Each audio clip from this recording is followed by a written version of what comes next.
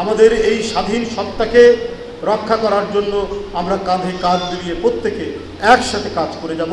জনস্বার্থকে সবচেয়ে বড় করে দেখছেন, জনগণের কষ্ট লাঘব করাকে বড় করে দেখছেন প্রধানমন্ত্রী জনাব তারেক রহমান, যার ইনকাম বাৎসরিক 4 লাখ টাকা।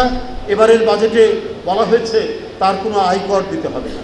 এই মন্দিরের প্রাঙ্গণে আমাকে ডেকে এনেছে এবং এর আগে অনেকবার ডেকে এনেছে। আমি কথা বলেছি, পুরোহিতের সামনে তিনি পবিত্র গীতা থেকে পাঠ করছেন, আমরা সবাই শুনছি, মুগ্ধ হয়ে শুনছি। সেখানে অমৃত বাণী তিনি যেভাবে বয়ান করেছেন সেটা আমরা প্রত্যেকে শ্রবণ করেছি। শহীদ রাষ্ট্রপতি জিয়াউর রহমান, যিনি একটা ঝঞ্ঝা বিক্ষুব্ধ সমুদ্রের মধ্যে একটি ভূখণ্ড দেখিয়েছিলেন, যে ভূখণ্ডে সবার আশ্রয় হয়, প্রত্যেকটি জাতিসত্তার আশ্রয়। সেই ভূখণ্ডটির নাম কি জানেন? বাংলাদেশি জাতীয়তাবাদ। যে কথা এখানে বিজনদা, তারপরে আমাদের কি বলে যে জয়ন্ত, এরা বলে গেল, অপু বলে গেল, এই ভূখণ্ড একটা ভূখণ্ড। আমি বাঙালি বলার সাথে সাথে আমি আমার পায়ের নিচে কোনো মৃত্তিকার স্পর্শ পাই না। কারণ ওখানে প্রশ্ন আসবে, আপনি কোথাকার বাঙালি? আমেরিকার বাঙালি না ফ্রান্সের বাঙালি? কারণ ওখানে তো অনেক বাঙালি বাংলা ভাষায় কথা বলে, অনেক লোক বাস করে না? না পশ্চিম বাংলার বাঙালি না ত্রিপুরার বাঙালি? কিন্তু বাংলাদেশি বলার সাথে সাথে অপূর্ব এক ধরনের প্রেরণা বুকের মধ্যে জেগে উঠে যে আমরা একটি দেশ, সেটি স্বতন্ত্র দেশ, তার আলাদা পতাকা আছে, তার আলাদা মানচিত্র আছে, তার আলাদা জাতীয় সঙ্গীত আছে, তার আলাদা ভাষা আছে, এবং তারা যে কোনো বিপদে একসাথে দাঁড়ায়। যেমন আমরা 5ই আগস্টে একসাথে দাঁড়িয়েছি। সেদিন কি শুধু মুসলমান গুলি খেয়েছে? সেদিন হিন্দুও গুলি খেয়েছে, খ্রিস্টানও গুলি খেয়েছে। জুলাই আন্দোলনে সবাই মিলে আজকে দেখুন, আজকে এখানে সারা বাংলাদেশ থেকে এসেছে সকল সম্প্রদায় এবং নৃগোষ্ঠীর মানুষ। সমতলেও তো অনেক নৃগোষ্ঠী থাকে, সাঁওতালরা থাকে, রাজবংশীরা থাকে, পাহাড়েও থাকে, সবাই এসে মিলিত হয়েছে এক কাতারে, এক ব্যানারের নিচে। আমরা আশা করি আমাদের এই পরস্পরের মধ্যে ভ্রাতৃত্ববোধ, এটা কেউ ভাঙতে পারবে না।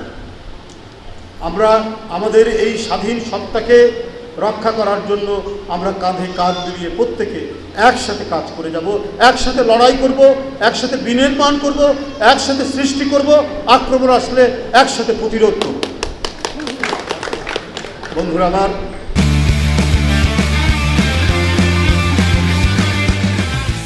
আমি অভিভূত যে শহীদ রাষ্ট্রপতি জিয়াউর রহমানের 45তম শাহাদাত বার্ষিকী, তার আত্মার শান্তি কামনা, তার আত্মার সদ্গতির জন্য আজকে বাংলাদেশের একটি অন্যতম প্রধান দেবালয়ে আমরা এখানে একসাথে মিলিত হয়েছি এবং পবিত্র গ্রন্থসমূহ থেকে পাঠ করা হয়েছে। আমি সব সম্প্রদায়কে আবারও আমার কৃতজ্ঞতা জানাচ্ছি। আজকে প্রধানমন্ত্রী নিরন্তর প্রচেষ্টার মধ্যে দিয়ে তিনি তার নির্বাচনের প্রাক্কালে প্রদত্ত অঙ্গীকার বাস্তবায়নে নিরলসভাবে কাজ করে যাচ্ছে। যাদের আপনার এগুলো তো আছে, ফ্যামিলি কার্ড করা, কৃষি কার্ড করা, স্বাস্থ্য কার্ড করবেন, এই যে প্রতিশ্রুতিগুলো বাস্তবায়নে কিন্তু কোনো ধরনের তার মানে কোনো কমতি নেই, কোনো ঘাটতি নেই। প্রতিনিয়ত তিনি এটা মনিটরিং করছেন, এগুলো সব কিছু তিনি দেখছেন। যার ইনকাম বাৎসরিক 4 লাখ টাকা, এবারের বাজেটে বলা হয়েছে তার কোনো আয়কর দিতে হবে না। প্রস্তাব করা হয়েছিল মুদির দোকানগুলোতে কর বসানো। আমরা যারা বিএনপি করি আমরাও বলেছি যে না, এত গরিব মানুষের এই দোকানে ভ্যাট বসানো যাবে না, মানে কর বসানো যাবে না। বাজেট যখন পাস হয়েছে তখন মুদির দোকানের ভ্যাট যেটা প্রস্তাব করা হয়েছিল ওইটা প্রত্যাহার করা হয়েছে। আপনারা এও বলছি আপনাদের, 12 কেজি আপনার যে গ্যাস সিলিন্ডার 357 টাকা কমানো হয়েছে। 12 কেজি গ্যাসে 357 টাকা কমানো হয়েছে। অর্থাৎ জনস্বার্থকে সবচেয়ে বড় করে দেখছেন, জনগণের কষ্ট লাঘব করাকে বড় করে দেখছেন প্রধানমন্ত্রী জনাব তারেক রহমান। পাশাপাশি আমাদের আরও অনেক কাজ আছে যেটা এই সরকার করবেন। যে এইবারে ইন্টারমিডিয়েট পরীক্ষায় প্রায় 33% যারা রেজিস্ট্রেশন করেছিলেন তাদের 33% পরীক্ষা দিতে পারে। এটা শিক্ষা মন্ত্রণালয়কে দেখতে হবে যে কেন এত ছেলে ঝরে গেল।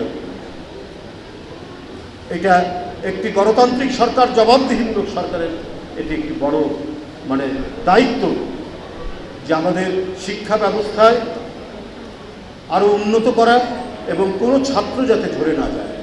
যাই হোক, আমি আজকের এই আয়োজন হিন্দু, বৌদ্ধ, খ্রিস্টান কল্যাণ এবং বিভিন্ন নৃগোষ্ঠীর আয়োজিত এই আত্মার শান্তি কামনায়, শহীদ রাষ্ট্রপতি জিয়া রহমানের আত্মার শান্তি কামনায় এবং সদ্গতি কামনায় আপনাদের এই যে আয়োজন, এই ভাব গম্ভীর পরিবেশে আপনাদের এই আয়োজন যারা করেছেন তাদের প্রত্যেককে আমি আন্তরিক শ্রদ্ধা জানাচ্ছি, কৃতজ্ঞতা জানাচ্ছি এবং বারবার যেখানে ফিরে আসা এবং আমাদেরকেও যে আপনাদের সাথে সামিল করেন এই মন্দিরের প্রাঙ্গণে। এই মন্দিরের প্রাঙ্গণ যেন আমার কাছে মনে হয়েছে এই জাতিগোষ্ঠীর সকল সম্প্রদায়ের যেন একসাথে মিলিত হওয়ার, একই ভ্রাতৃত্ববোধে উদ্বুদ্ধ থাকে একটি অনন্য স্থান বলে আমার কাছে মনে হয়েছে। আপনাদের সকলকে ধন্যবাদ।